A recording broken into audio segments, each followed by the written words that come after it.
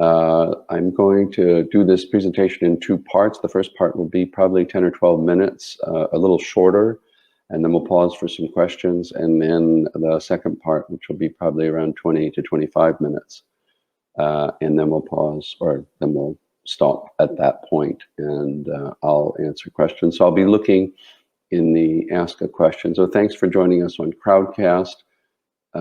Thanks, Paula, for attending. I see in the chat. Hi, Paula. You're in my time zone, just down the road here in New Zealand. But it looks like there's going to be about 63 people here today. We'll see if everybody shows up. What I've been seeing in virtual meetings is more and more people RSVP, and then somehow it falls off their calendar, which is a lot different than if you made an appointment to meet someone. You would, in most likelihood, show up, although sometimes it does fall off the calendar and you miss connect. But we'll start here just about now. No, people will be joining us. So if you have a question, please put a question and ask a question. So welcome to what is and will be the last DELF Oz virtual event that we will have this year. It's hard to believe that we've actually had 5 this year. So let me just explain quickly. DELF stands for Digital Entrepreneur Leadership Forum right now, and DELF Oz was started back in March. Our first speaker was Edith Young, who is an investor based in Hong Kong and San Francisco. Our next speaker was Gary Bowles, who is probably one of the smartest people that I know when it comes to the future of work and learning, and he gave a talk on that topic. Then we had Dr. Hayes Raffel, who specializes in developing and commercializing new technologies for Google.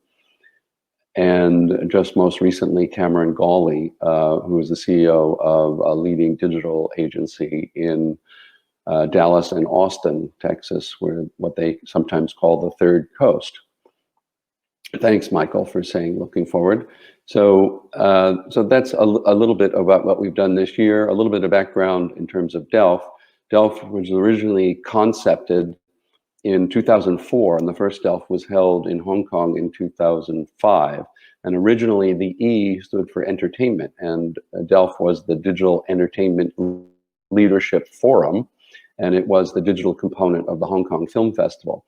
We ran a number of DELFs up until this one I'm going to show you.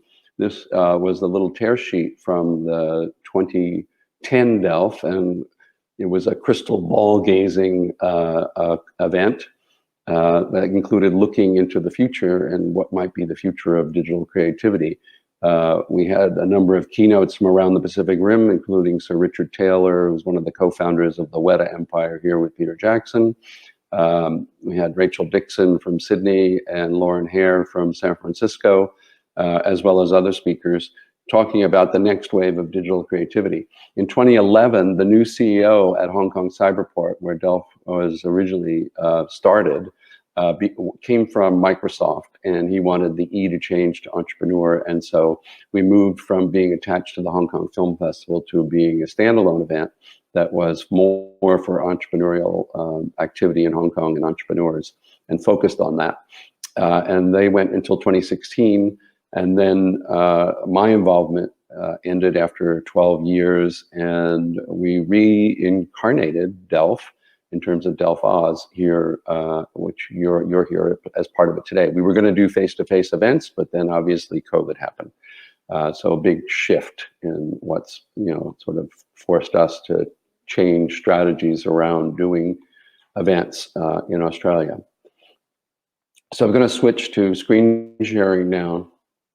And as you know, I'm going to talk about timeless business tips. But before I do, I wanted to talk a little bit about creativity in business and setting the context, because now that we're in the third decade of the 21st century, things have changed significantly.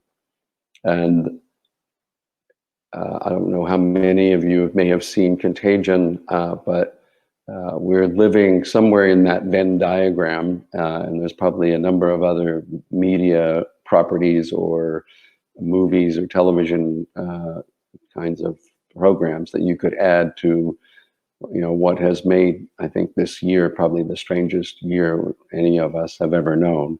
And you have to acknowledge that that's, become, a big factor in what's changing almost everything, but certainly what I'm going to talk about today. And one of the ways I characterize it is that we're living in this era of constantly rethinking things, rearranging things, rebooting things. It literally can be from hour to hour, day to day, and I'm sure you can think of many examples that fall into your own circumstances that have happened in this year, and it carries a bit of frustration with it and a bit of disappointment with it. But we're all learning for it to be sort of the new abnormal or the new normal, as some people say. I used to say that the digital revolution was changing everything at what we called an exponential pace. And you can see the way I characterized it on the left side. But now it's really COVID-19 since March that has changed everything. And if you're not looking ahead, we used to joke, we had the punny phrase, seeing 2020, as if you could actually see the future. And we were saying that back at the end of the last millennium and the start of 2000. But you really have to look into a crystal ball, and it's hard to gaze farther than the next few months these days, rather than what might be a 5-year plan. So things have changed rapidly with that. And then you can see, this is a slide I put together about disruptive companies. And we have had, since 2000, almost 500 unicorns that have disrupted the global economy. And I thought I sort of characterized in each of these verticals some of them, and they all have done it in a way that would be perhaps different than the way things have been done in the past. We were talking about digital disruption back 10 years ago, maybe even farther, and it's become part of the fabric. And so that's what happens sometimes. Something comes from the fringe and it becomes the new normal, and it's almost invisible. You don't talk about it, but this is what we're really living with in terms of companies being displaced, billion-dollar companies being displaced literally from one year or one set of years to the next.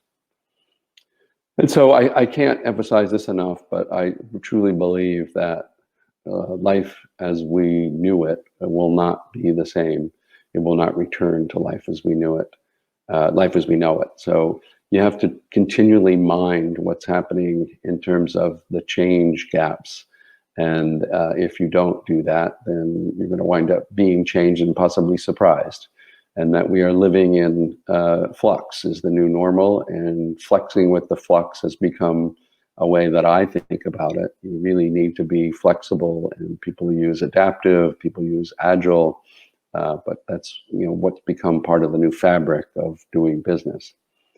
The other thing that I believe has happened is that entrepreneurship, just over this last period of years, has become a career path.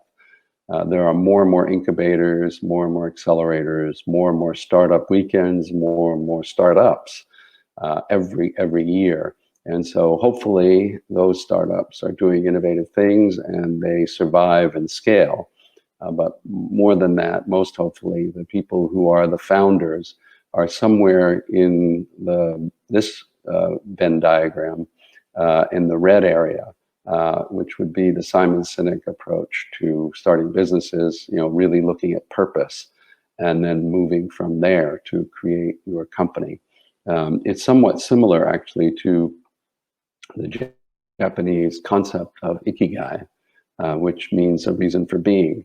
And so if you look between the two, you can see that there's a big similarity in the concept. And I think this is that sweet spot. Ikigai and purpose are where founders and people who are being entrepreneurial are going to wind up launching from an idea to being successful.